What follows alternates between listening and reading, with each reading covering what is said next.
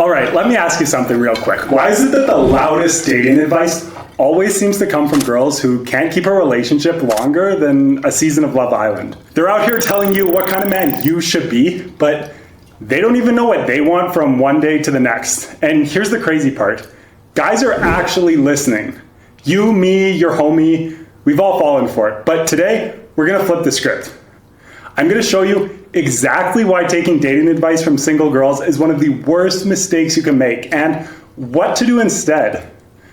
If you've ever been ghosted, friend-zoned, or straight up confused by what girls say versus what they do, then you're gonna need this video. And trust me, by the end, it's all gonna click. You ever been scrolling through TikTok and you see some girl saying, if he's not 6'4", makes 7 figures, and takes me to Bali on the first date, then I'm out?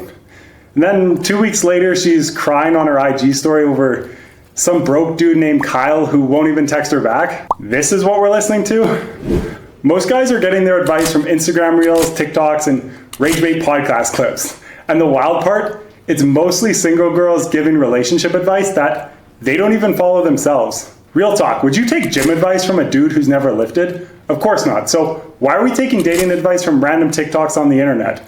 A lot of people, especially when single, don't give advice based on what works. They give advice based on what feels good to say out loud and what they think will impress their friends. Now, this isn't a video to hate on anyone, but a sign to start filtering who you're listening to. Let me tell you how I learned this the hard way. Around 6 years ago, there was a stretch of 6 weeks where I couldn't land a second date for the life of me.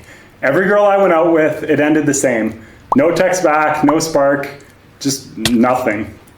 And the worst part, after every bad date, I fell deeper and deeper into conventional advice.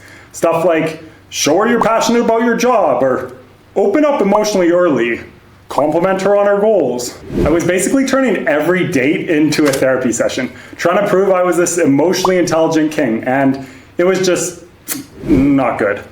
Then one day my older brother looked at me and goes, dude, stop trying to impress her, like, at all.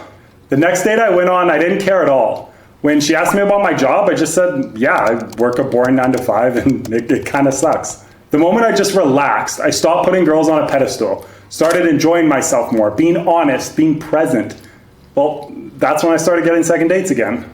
What people say they want and what they actually respond to are two completely different things. You've probably seen this yourself. She says she wants someone who makes 7 figures, is 6'4", and blah, blah, blah, but who's she blowing up at 2 a.m.? The degenerate skinny skater boy that won't text her back. There's even a term for this in psychology. It's called the intention behavior gap. It means we often believe one thing but act in a totally different way, especially when emotions and attraction are involved. So when you listen to a girl describe her ideal man, you're getting her wish list, not her track record.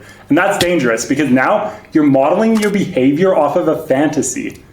You don't need to fake being alpha, you just need to stop trying to impress her.